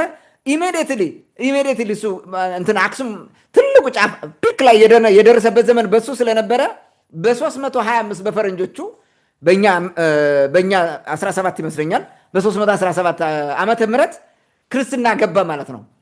ከሶሪያዊው ፍሬምናጦስ መጥቶ ክርስትና ገባ። ዜን ከግብፅ ጳጳሱ ነው መጣ። የግብፅ ሚሽንም በዛ የያዘ አሁን ምንድን ነው የመጣው? እነዚህን ጥንታውያን ኢትዮጵያውያን የዓለም ስልጣኔ መሰረት የሆኑ የዓለም ሃይማኖት መሰረት የሆኑ እንዲጠፉ ግብፃውያን ራሱ ከኢዛና ጋር አብረው ሰሩ ማለት ነው። ነገር ግን ያን ሐውልት ተውት፣ በቃ አታቁሙት ተባለ። እሱ ቀረ፣ ሐውልቱ እንዳይቆም ተደረገ።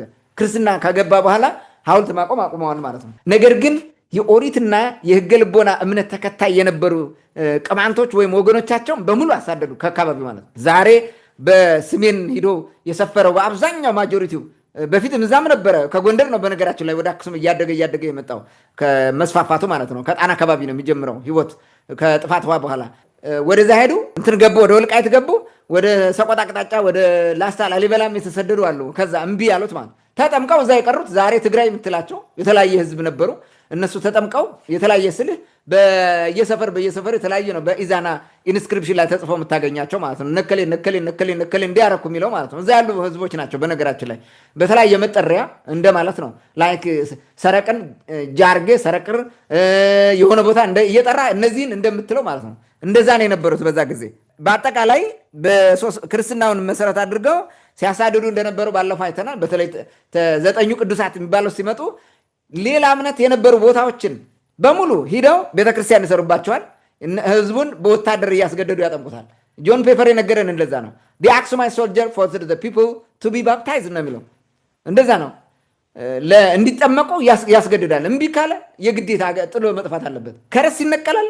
ከአካባቢው ጠፍቶ ይሄዳል። ከአክሱም የሚባለው ስርወ መንግስት ወጥቶ ሌላ ይሄዳል ማለት ነው። የአክሱም ፓርት ወዳልሆነ ይሄዳል። ግዴታ ነው እንጂ በአክሱም ግዛት ውስጥ ተቀምጠህ ክርስቲያን ካልሆንክ ልትቀጥል አትችልም የነበረው ማለት ነው። ከሕገ ልቦና ወደ አልሙቃ፣ ከአልሙቃ ወደ ክርስትና፣ በአልሙቃም በክርስትናም ጊዜ እነዛ እንትኖች ሃይማኖት ተከታዮችን አሳዷል ማለት ነው። ያን ጊዜ ነው እንግዲህ ኢዛና ነው ግባተ መሬቱን የፈጸመው አክሱም ላይ ማለት ነው። ህንደኬ በሌላ ቦታ ነበረች። በነገራችን ላይ በእርግጥ ኢዛና ሲመጣ እሷ አልነበረችም። በአንደኛው መቶ ክፍለ ዘመን ገደማ ነው የህንደኬ ጃንደረባ የሚለው በ34 ዓመተ ምህረት ነው አይደለ? የሐዋርያት ሥራ ላይ የተጠቀሰው።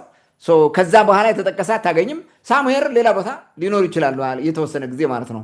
ግን ኦልሬዲ ከአክሱም ስርወ መንግስት ጫፍ ላይ መድረስ በኋላ ግን የለም፣ ያ ስርዓት ጠፍቷል ማለት ነው። ታንኪዩ። መልካም። እንግዲህ በሴት ንግስቶች መመራት እንዴትና ለምን ተጀመረ፣ በኋላስ እንዴት አከተመ የሚለውን በስፋት አንስተዋል። በተለይ የዳማት ስርዓት ውድቀት ብዙ ጊዜ ጸሐፍቶች ወይም ደግሞ ለዳማት መንግስት መውደቅ፣ ለዛ ስርዓት መውደቅ ምክንያቱ አይታወቅም የሚሉት ልክ በኃይለሥላሴ ካልተሳሳት በኃይለሥላሴ ዘመን እንደነበረው ምንድነው ተራማጅና ምንድነው የሚባለው ኋላ ቀር ነው የሚባለው ልክ እንደዛ አይነት ስርዓት ትግሉ ከውስጥ እርስ በርስ ስለነበረ ያው ወንድ መንገስ አለበት፣ ሴት መንገስ አለበት ቅድም ሳነሳው በነበረው አካሄድ እንደዛ ስለነበር ምናልባት ከውጭ የመጣ ጠላት ስላልጣለው እርስ በርሱ ከዛው ታግሎ አንዱ አሸንፎ የበላይ ስለሆነ ያን በግልጽ ስላልተጻፈ ሊሆን ይችላል። ትግሉ የራስ በራስ ስለሆነ ከዛ አንጻር ሊሆን ይችላል። ምናልባት እንግዲህ የአክሱም ሐውልት ብዙ ጊዜ እኔ አይቼዋለሁ በሳባ ቋንቋ የተጻፈ ምናምን ብለው ብዙ የተጻፉ ነገሮች አሉ። ትርጓሜያቸው ብዙም አይታወቅም ከምን አንጻር እንደሆነም። ከዛ በኋላ የመጡ ጻፍትም የራሳቸውን ትርጉም ሰጥተውታል። ሐውልቱ ቅድም ያልከውን እየሰማሁት የወንዶችን የበላይነት ለማሳየት ያደረጉት ነው የሚለው እሱን አሁን ዛሬ የሰማሁት ነው። አዲሴ ነው። ምናልባት ሌላ ጊዜ በደንብ የምናየው ይሆናል። ከዛ ባለፈ ግን እንደ አጠቃላይ የነበረው ስርዓት በኋላ የሴቶችን ከኃላፊነት እያገለለ የወንዶች የበላይነት የመጣበት ወደ ንጉሥ ስርዓት የመጣበት ይህ በግልጽ የሚታወቅ ነው። ምናልባት ምንድነው ሴት ወደ ማጀት ወንድ ወደ ምንድነው የሚባለው እሱ የመጣውም በቅርብ ጊዜ ነው።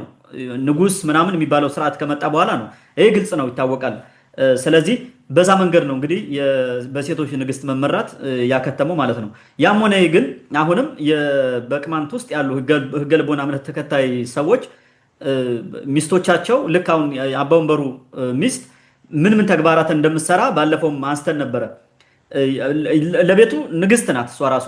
ለአካባቢው ለዛ እምነት ተከታይ በተለይ የእምነቱ ስርዓት በሚከወን ሰዓት የምትሰራቸው የኃላፊነት ስራዎች አሉ፣ ሌሎች የማይሰሯቸው ስቲል ነው አሁንም አለ አክቲቭ እንደሆነ አለ። ምናልባት በህዝብ ደረጃ ሙሉ ለሙሉ ሰፊ ሆኖ እየተሰራበት ስላልሆነ ብቻ ነው እና ለወደፊቱ እሱንም ሂደን የምናየው ይሆናል በምን መንገድ እዚህ እንደደረሰ ቅድም ስላነሳው ማለት ነው። እንግዲህ ቀጥለን የአክሱምን ጉዳይ ስታነሳ ስለነበር የአክሱም ስርወ መንግስት ወይም ደግሞ የክርስትናው መንግስት ብንለው ይሻላል። ኢዛና ክርስትናን ከተቀበሉ በኋላ ያለውን ብናነሳው የተሻለ ነው። ምክንያቱም ለዚህ ውድቀት እሱ ነው ምክንያት ተብሎ የሚጠቀሰው ብዙውን ጊዜና የፈረሰውን ጥንታዊ የመንግስት ስርዓት ለመመለስ ቅማንቶች በዮዲት ጌዲዮን ቅማንቶችና ሌሎችም ህዝቦች አማካኝነት ያደረጉት ጥረት ነበረ። እንግዲህ የዮዲት ጌዲዮን ቤተክርስቲያን እናቃጥላለች፣ መጽሐፍ እንደዚህ አድርጋለች ምናምን ተብሎ የዮዲት ጌዲዮን የሚለው ስሟ ወደ ዮዲት ጉዲት የተቀየረው በዚህ አማካኝነት ነው። ያን ስርዓት ለመመለስ ባደረገችው ትግል ውስጥ ቅድም እንዳልከው ያልተመቻቸው የእሷ እንቅስቃሴ ያልተመቻቸው ሰዎች የሰጧት ስም ነው። ምን ተግባራትን ነው ያደረገችው? ያን ስርዓት ለመመለስ ያደረገችው ጥረት ምንድን ነው? በኋላስ ለዛጉዌ ስርወ መንግስትም ተላልፎ የተሰጠው እሷ አምናበት ነው ወይስ አላመነችበት የሚለውንም ምናልባት ከዛ ጋር የተያያዘ ነገር ካለም ታነሷለህ ብዬ አስባለሁ። ወደ አንተ ልምጣ። መልካም። የአክሱም ስርዓት ያፈረሰውን ጥንታዊ የመንግስት ዘይቤ ለመመለስ ቅማንቶች በዮዲት ጌዲዮን አማካኝነት ያደረጉት ጥረት ምን ይመስላል የሚለውን ጉዳይ ለማንሳት እንግዲህ ይሄ የ10ኛው መቶ ክፍለ ዘመን አብዮት ነው። በ900 ዓመት ዓለም ገደማ ነው በ900 ዓመተ ምህረት ገደማ ነው የተፈጸመው ይባላል። ያው በ10ኛው መቶ ክፍለ ዘመን መጀመሪያ ወይም መግቢያ ላይ ነው ይሄ እርምጃ የተወሰደው ማለት ነው።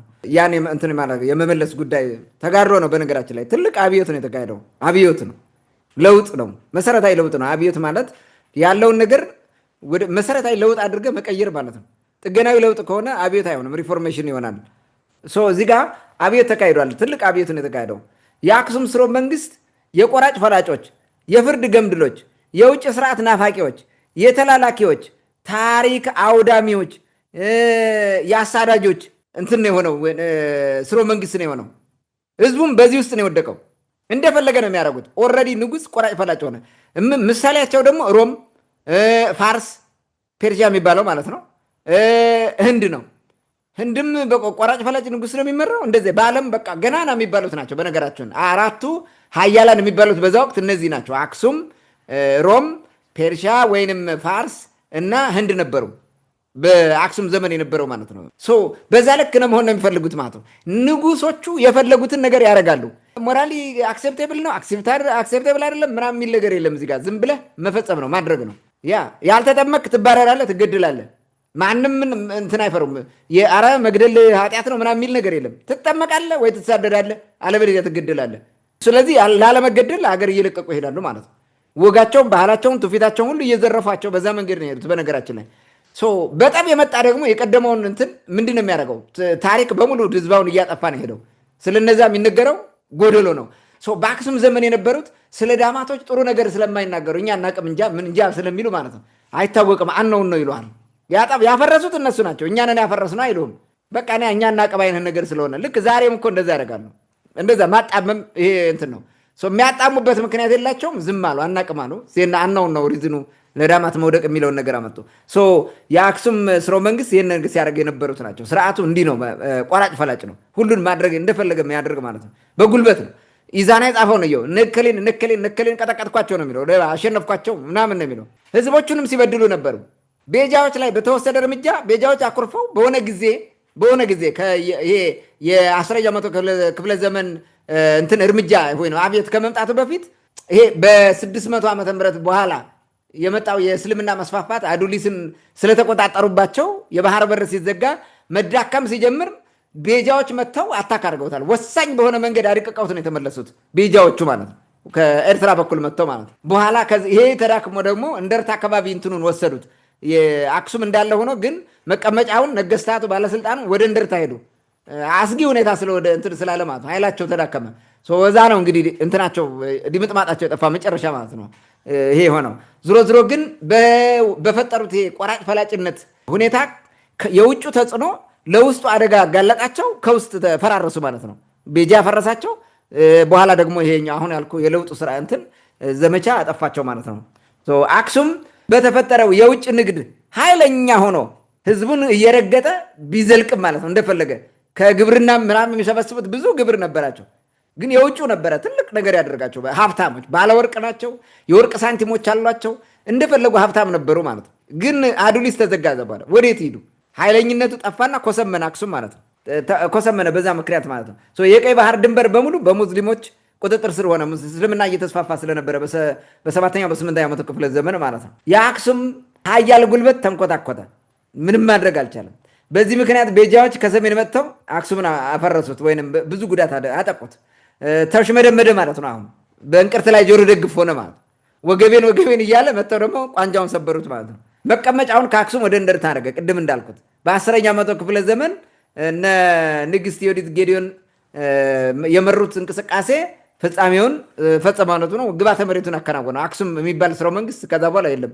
960 ነው ይላሉ፣ 900 ነው ይላሉ። በ900 ዓመተ ምህረት ገደማ አክሱም የሚባል ጠፋ ማለት ነው። ያ አምባገነን ስርዓት እንግዲህ በቀደመው ኢትዮጵያዊ እንትን ተቀየረ ማለት ነው። ለ40 ዘመን በሴት ንግስት እየተመራች ኢትዮጵያ ዘለቀች ማለት ነው። አምባገነኑ ተገረሰሰ። በዚህ ጊዜ አሁን ቅድም ያልኩትን ጥያቄ አምጣ። ማን ነው የተቀየረው? በግድ ይሁዲ ወይንም የህገ ልቦና እምነት ተከተል ተብሎ የተገደደ ሰው አለ ወይ? እስኪ ከክርስትና የተመለሰ ካለ ክርስቲያኖችን እንዲያርጋ እዚህ የነበሩ ክርስቲያኖችን ጨፍጭፋለች የሚል ካለ ያምጡ። ኪንግደም ኦፍ ትግሬ የሚባለው በኋላ እሱ የሚኖሩ ሰዎች አንዳንዶቹ ዛሬ የትግራይ ልሂቃን አንዳንዶቹ ዮዲት ጌዲዮን ሲባል በጣም ይናደዳሉ። ለምን? እነርሱ የሚፈልጉት ስርዓት የራሳቸው የእኛ ነው ብሎ የነበረው ስለፈረሰባቸው ነው። ሌላ ነገር የለም እንጂ ማንን ቀየረች? አሁን ማን የተቀየረው? በዛ ዘመን የተቀየረ እከሌን አስገድዳ ቀይራለች የሚል ነገር የለም። እንደዛ አይደለም። ሰራዊቷ ውስጥ እንኳን የነበሩት ህገ ልቦና የሚከተሉና ህገ ኦሪት የሚከተሉ ኢቭን ክርስቲያኖች ሁሉ ነበሩ። ግን ክርስቲያኖች ነበሩ። የዮዲት ጌዲዮን ትግል ውስጥ የነበሩ ክርስቲያን ወታደሮች ሁሉ አብረው ተሳትፈዋል በዛ በኩል የነበሩ ብሎ አይነግሩም።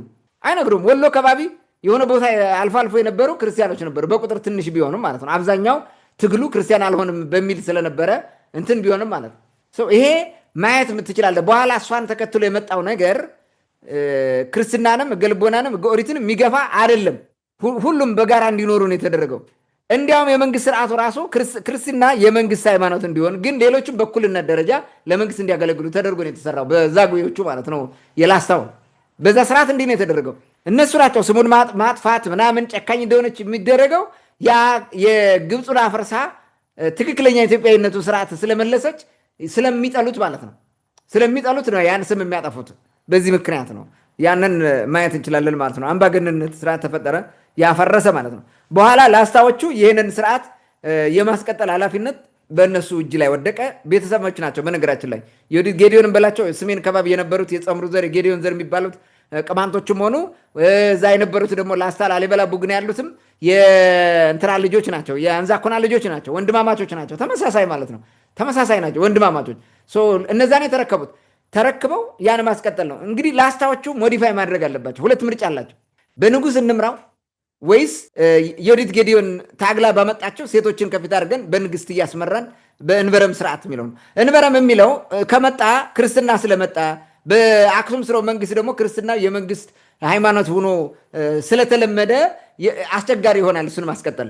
ስለዚህ ያለው አማራጭ ምንድን ነው? ክርስትናው ከፊት ይሁንና የመንግስት ሃይማኖት ይሁን። ነገር ግን አንድም ሰው ያለ ፍላጎቱ ተጠመቅ አትጠመቅ የሚል ነገር እንዳይፈጠር፣ ሶስቱ ሃይማኖቶች ተጣጥመው ተናበው ተከባብረው እንዲቀጥሉ፣ የመንግስትን ተልኮም በተሰጣቸው አግባብ እንዲፈጽሙ አብረው ማለት ነው። ላሊበላ ህገ ልቦና የሚከተል ሰው ነበረ፣ ህገ ኦሪት የሚከተል ነበረ፣ ህገ ክርስትና የሚከተል ነበረ።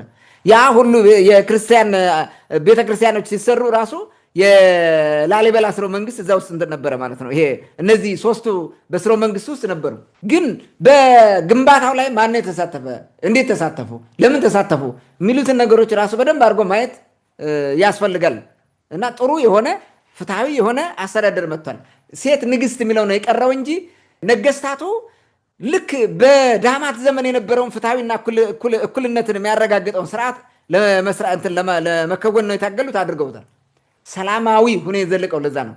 ሰላማዊና ፍትሐዊ ስትሆን ደግሞ ምን ይመጣል? ልማት። ያመጡትን ልማት ተመልከት። ዳግማዊ ኢየሩሳሌምን ኢትዮጵያ ውስጥ ለመስራት ብለው የሰሩትን አስበው። ይሄ ሁሉ ትልቅ ነገር ነው። በነገራችን ላይ በጣም ትልቅ ስራ ሰርተዋል። ይሄንን ማየትና መገንዘብ እንችላለን ማለት ነው። ሶስቱ ሃይማኖቶች ሳይገፋፉ እንዲቀጥሉ፣ ክርስትናው የመንግስት ሃይማኖት ቢሆንም ሌሎች በእኩል እንዲታዩ፣ የሴት ንግስት ጉዳይ ለጊዜው እንዲቆም፣ ነገር ግን ፍትሐዊ የመንግስት ስርዓት እንዲስፋፋ፣ አምባገነንነት ጭራሽ እንዳይመጣ። አምባገነን የሚል ከመጣ ህዝቡ ተረባብረው ሊያባረው ሊያሳድደው ይሄ ነው ስርዓቱ በዛጉዌዎቹ የነበረው። እንግዲህ ለ350 ዓመት ያክል በሰላምና በመልካም በፍትሃዊነት አስተዳድሯል ማለት ነው። የነ የዮዲት ጌዲዮን አብዮት በከፊልም ተሳክቷል ማለት ነው። ነገር ግን የእንበረሙንና የድንግል ሴትን ስርዓት መመለስ አልተቻለም። በቃ እንትኑ ዘመኑ ተቀየረ ማለት ነው። ከባድ ሆነ እሱን ለማምጣት ማለት የሚቸግር ሆነ። ወደ ሌላ ጦርነት ሁሉ ልትሄድ ሆነ። ስለዚህ በዛ ቀጠለ ማለት ነው። በኋላ እንግዲህ ብልጣብልጦች መጥተው የዛጉዌን ስርወ መንግስት ዲቃላ ነው ምናምን የሚል ዛጉዌ የሚል ስም ሁሉ እያወጡ እያንቋሻሹት፣ ስድብ ነው በነገራችን ላይ ዛጉዌ ስድብ አውጥተውለት አጠፉት ማለት ነው። ቋንቋው ራሱ አዲስ ቋንቋ ይሄ ነው ለአዲሱ ስርዓታችን የሚል ነገር አመጡ ማለት ነው። ያው የተፈጠረው ነገር እናውቃለን። በዚህ የተበሳጩት ግብፃውያን ክብረ ነገሥት የሚባል መጽሐፍ አመጡ፣ ጽፈው መጡ። ይሄ የሴራ መጽሐፍ ነው በነገራችን ላይ፣ ህግ እንደማለት ነው። ህገ መንግስት በለው፣ የሰለሞን ስርወ መንግስት ህገ መንግስት በለው። ያን መጡ። በ9 ገጽ የመጣውን እነዚህ አሳደጉት፣ ወደ ብዙ ገጽ አድርገው ጻፉት፣ ደርተው። ከዛ እንግዲህ ይሄንን መሰረት አድርገው የዛጉዌ ስርወ መንግስትን አፈርሰው ሰለሞናዊ የሚባል ኢዛናዊ ዲክታተርሽፕን ያረጋገጠ ማለት ነው። ህዝቡን እንደ ዜጋ ሳይሆን እንደ ባሪያ ቀጥቅጦ የገዛ፣ በሃይማኖት ምክንያት አንዱን እያሳደደ ፍዳውን ሲያስቆጥር እርስ በርሱ ሲያጋድል የኖረ ማለት ነው። ተንከራታች ስርወ መንግስት ስታብሊሽ ተደርጓል። በአጠቃላይ ያ የተደረገው አብዮትና አብዮቱ ሂዶ ደግሞ ፌል ያደረገበት ማለት እስከዚህ ለማቆም የሄደበት ጥረቱ ይህን ነው የሚመስለው። ሰለሞናዊው ሲመጣ ግን ግብዓተ መሬቱን ፈጸመው ማለት ነው። ኦልሬዲ ጭራሽ እሱ እድሉ ምናምን ኦፕሽን አልኖረው። እድሉ ሳይሆን ኢቭን ጎን ለጎን ራሱ ተከባብረው መቀጠል የሚባል ነገር ቀረ ማለት ነው። ቶለሬት መከባበር ምናምን የሚባል ነገር የለም። ታንኪዩ። መልካም። ምናልባት ከአነሳው ሀሳብ አንጻር የሆነ ለየት ያለ ሀሳብ መስጠት የምፈልገው ኢትዮጵያ ውስጥ የምናየው በግልጽ የምናየው ነገር በእያንዳንዱ ዘመን የነበረ ስርዓት አሁን ላይ እኔ ባለቤት ነኝ የሚል ሰው ሊቃን አለ ብዙ። አሁን አክሱም ሲነሳ የሆነ ስለ በአክሱም ዘመነ መንግስት የነበሩ ችግሮችን ስጠቅስ የትግራይ ሊቃን ያኮርፋሉ፣ የኛ ነው ብለው ስለሚያስቡ። ይህ የሰለሞን ስርወ መንግስት ምናምን የሚባለውን ስትነካ የአማራው ሊቅ ምናምን ብድግ ብሎ የሆነ ነገር ይላል። አሁን ቅድም ሲነሳ እንደነበረው የዳማስ ስርወ መንግስትን የሚያከሰመው የአክሱም ስርወ መንግስት ነው። የአክሱም ስርወ መንግስትን የሚያከሰመው ከዛ ቀጥሎ የመጣው ነው።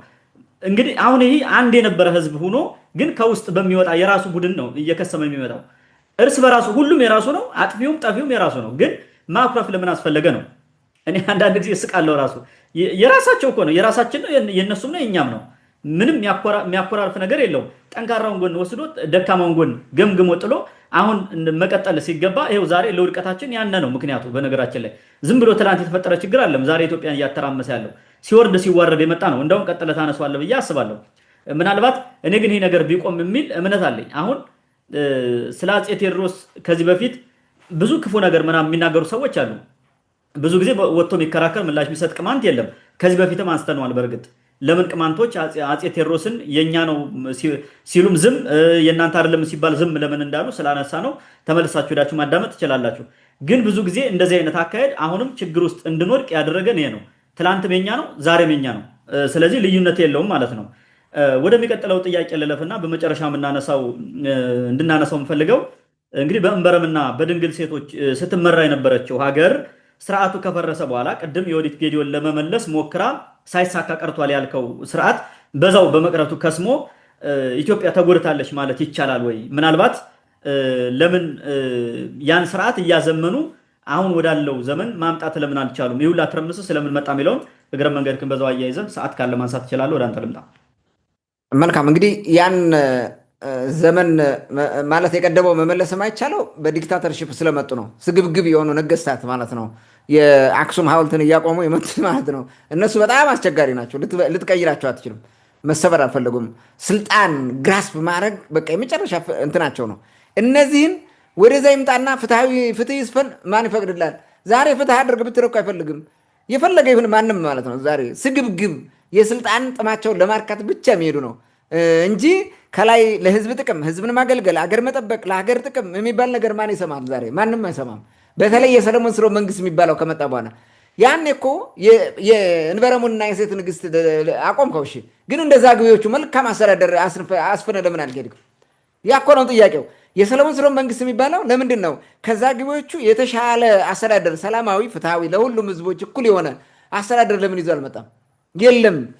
መግደል፣ ማሳደድ፣ የራሱን ህዝብ ሲገል እኮ ነው የኖረው። በነገራችን ላይ በሃይማኖት ምክንያት ነው። ሃይማኖት ደግሞ እንትን ዋናው ፖለቲካን ነው እያገለገለ የነበረው። በዚህ ሂደት ይኸው ሃይማኖቱ ዛሬ ምን እየሆነ ነው? ህብረተሰቡ ምንድን ነው የሚያደርገው? ትልልቅ ካቴድራል ይሰራል ለአምልኮት ቦታው።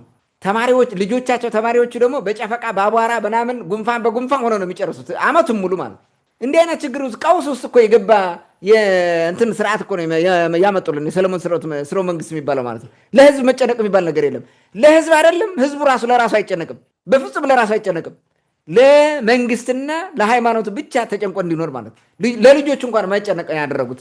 ያንን በደንብ አድርገን መረዳት እንችላለን። እንግዲህ ምን ችግር መጣ? ያ ባለመሆኑ ባለመፈጸሙ ምንድን ነው የተፈጠረው? የከሰርነው ምንድን ነው?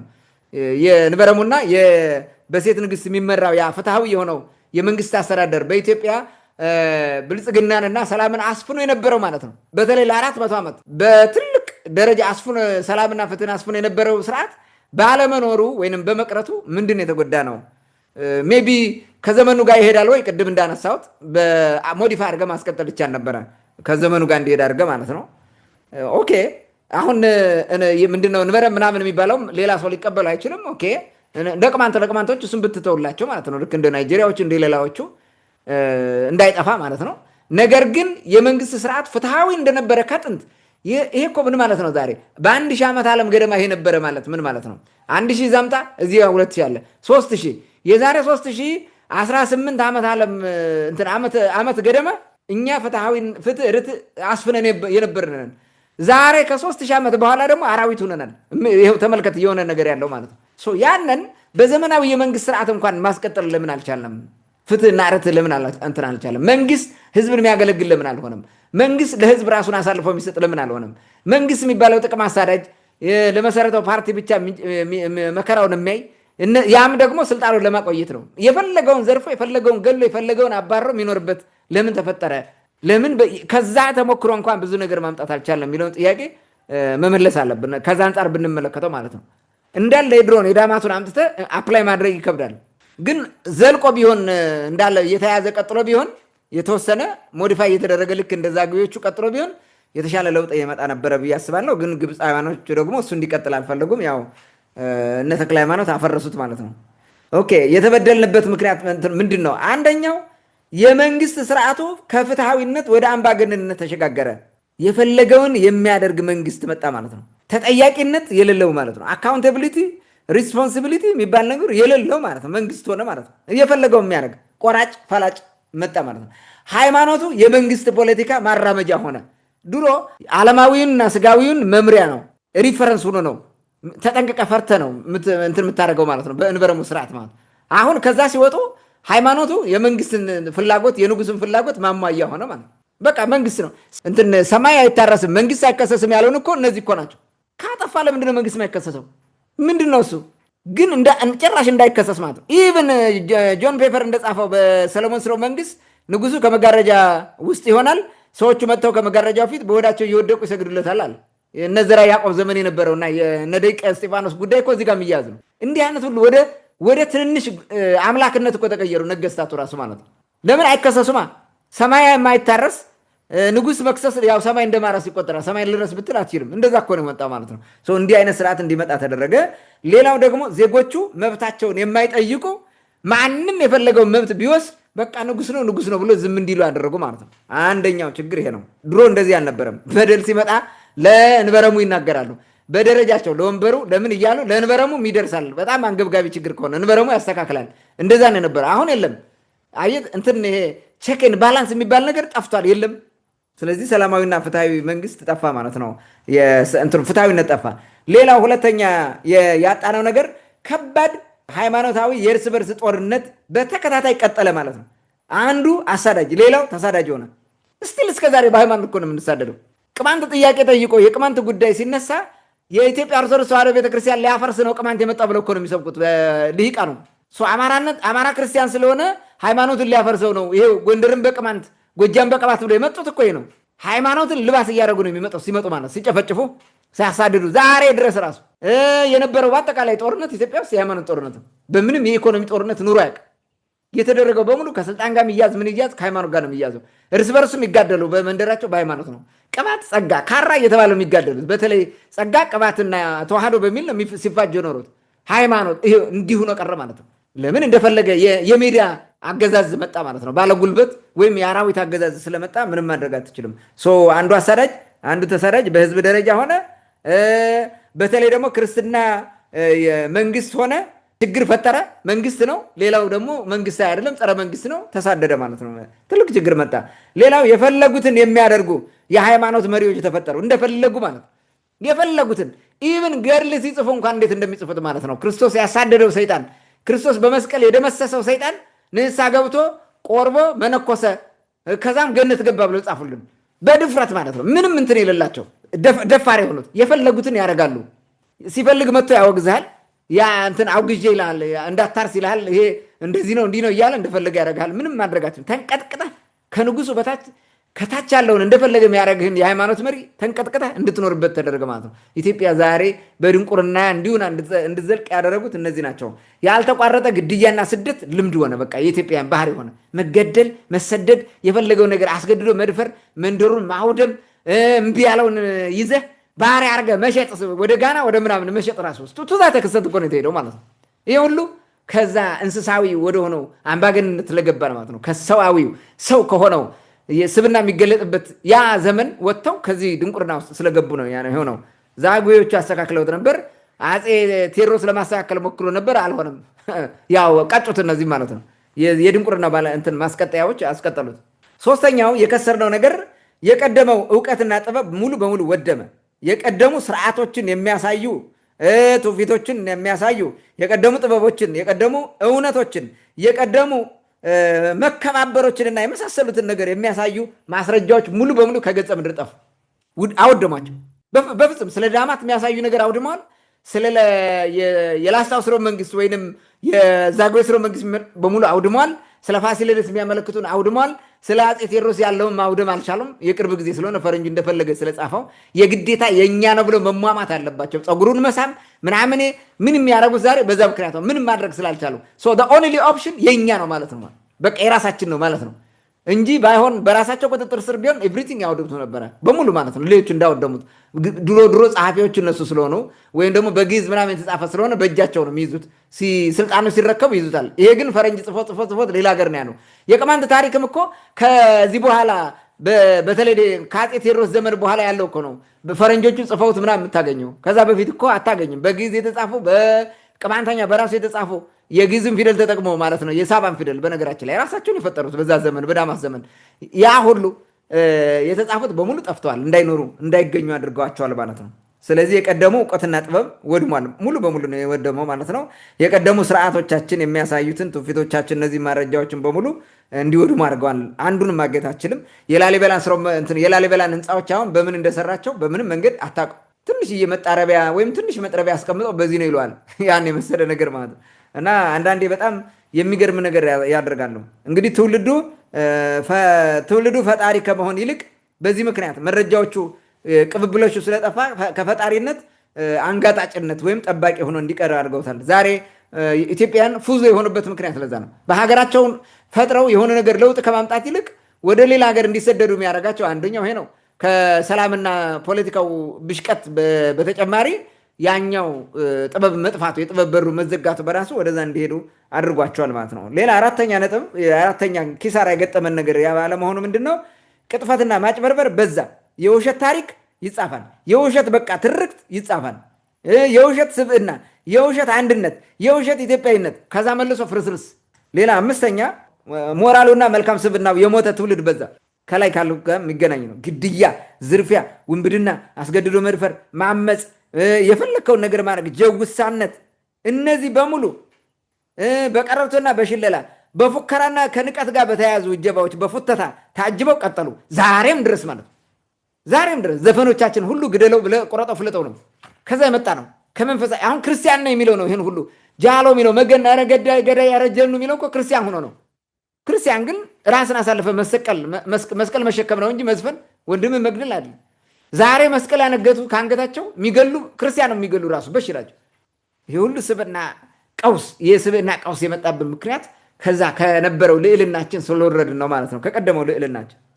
ሌላው ጥንታዊነታችን ጠፍቶ የሦስት ሺህ ዓመት ታሪክ ብቻ ያለን ተደርጎ ይነገራል። እሱንም በቅጡ አይነግሩንም። የዘንዶ ንጉሥ የምናምን ነው የሚሉት። የሦስት ሺህ ዓመት የሚሉት እንግዲህ ከንግስት ማክዳ ጀምሮ ያለውን ነው። 3000 የሚሉት ግን ይኸው ወደ ኖህ ሂድ፣ ኖህ የነበረበትን ዘመን ሂድ፣ ወደኋላ ስትሄድ ማለት ነው። ከዛ ዘመን ጀምሮ ያለው ከእንትን በኋላ ከዛ በፊትም ደግሞ ህይወት ነበር ኢትዮጵያ ውስጥ። አሁን እንዲያውም አንዳንድ መረጃ አሁን ቅርብ ጊዜ ሰው የተፈጠረው ኢትዮጵያ ውስጥ ነው ይላል። ኦኬ ይህን እንኳን ባንቀበለው የሰው ዘር መገኛው ኢትዮጵያ ነው ይላል።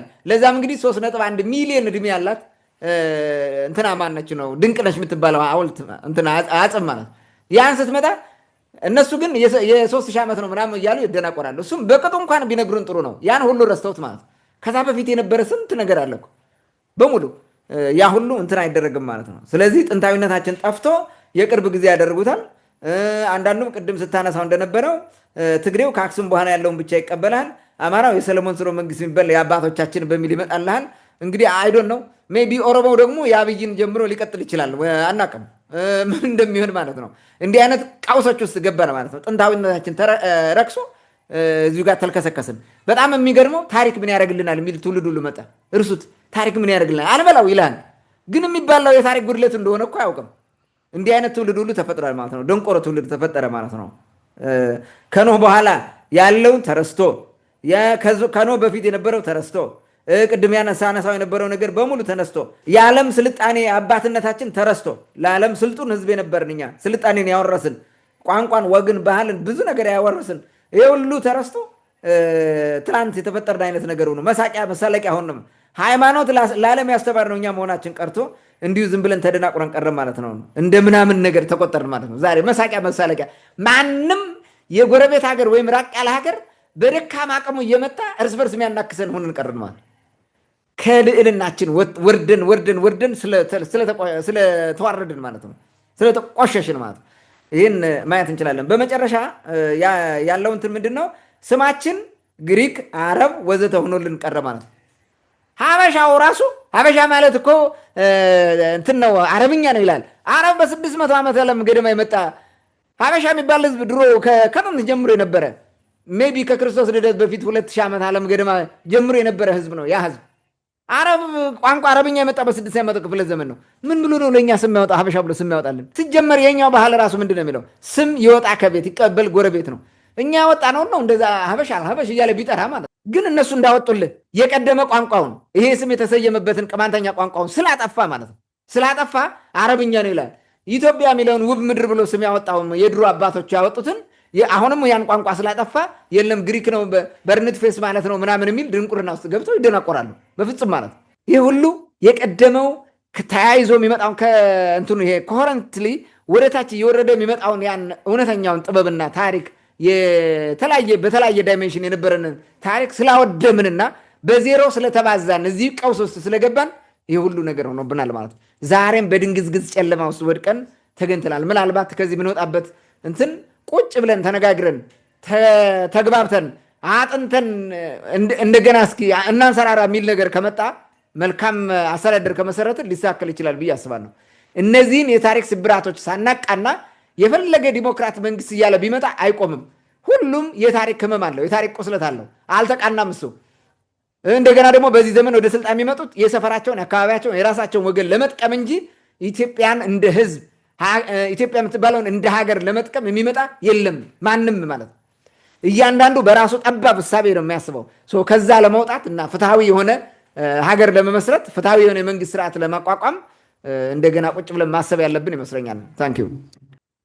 መልካም እንግዲህ በእንበረምና በድንግል ንግስቶች ስትመራ የነበረችው ሀገር ያ ስርዓት ከወደቀ በኋላ ያጋጠማትን አጠቃላይ ውድቀት በስፋት አንስተዋል።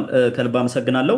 ምናልባትም እንደተባለው አሁን ያለው የእርስ በርስ እልቂት፣ አለመተማመን፣ በአንድ አለመቆም ወይም ደግሞ በብሔርም ይሁን በማንኛውም በሃይማኖት ይሄ ሁላ ግጭት እየመጣ ያለው ከዛ ሲዋረድ የመጣ እንደሆነ ግልጽ ነው። በተለይም ደግሞ አሁን ላይ ያለው ራሱ ታሪካችንን ቅድም ያነሳው ታሪክ እራት አይሆንም ምግብ አይሆንም እንቶ ምናምን የሚሉ ሰዎች አሁን የሚጣሉት ቅድም እንዳልከው ከታሪካቸው አንጻር ነው። ብዙ ሰው ሀሳብ የሚያመጣውም የሚጋጨውም በዚህ ምክንያት ነው። እያንዳንዱ ስርዓት አሁን ሲመጣ ቅድም እንዳልከው ከቤተሰቡ ከመጣበት ማህበረሰብ ማህበረሰብ የሚሆን የመጣበትን ቡድን ለመጥቀም ነው የሚሄደው። አሁን ይህን የሚያደርገው አካል ደግሞ ድሮ እከሌ በድሎኛል የከሌ ቡድን በድሎኛል በሚል ነው በእያንዳንዱ ዘመን የነበረው መንግስት በበቀል የመጣ ነው እንጂ የሆነ ዘመኑን ተከትሎ የመጣ አይደለም። ለምሳሌ ቅድም ያነሳው የአክሱም ስርወ መንግስት ዳማትን እንዴት አውድሞት እንደመጣ በኋላ ደግሞ አክሱምን ራሱ በዮዲት ጌዲዮን ዘመን እንዴት እንደወደቀ በኋላ የዛጉዌን ስርወ መንግስት እንዴት የሰለሞን ስርዓት እንደጣለው በኋላ ሰለሞን የሚባለው ራሱ የሰለሞን ስርወ መንግስት የሚባለው በደርግ አብዮት እንዴት እንደወደመ ኢህአዴግ ደግሞ በኋላ እንዴት እንዳወደመው ብልጽግና ራሱ ትላንትኛ መናቀው ብልጽግናና ኢህአዴግ እርስ በርሱ ተበላልቶ ከውስጥ እንዴት እንደተጠፋፋ ይሄ ግልጽ ማሳያ ነው። ምንም የሚደበቅ ነገር የለውም። ስለዚህ ከዚህ አንጻር ቅድም ያልከው ቁጭ ብሎ ተነጋግሮ የሚመች ነገር ማምጣት የሁሉ ድርሻ ነው ሊሆን የሚችለው ማለት ነው። እንግዲህ ያለን ሐሳብ ይሄ ነው የሚሆነው ለዛሬው። ውድ አድማጭ ተመልካቾቻችን የቅማንት የንበረም ስርዓት ውስጥ የሴቶች መብትና አጠቃላይ ማህበራዊ፣ ኢኮኖሚያዊ፣ ፖለቲካዊ እና ባህላዊ ተሳትፎ ምን ይመስል ነበር በሚል ርዕስ ያቀረብንላችሁ ውይይት ይህን ይመስል ነበር።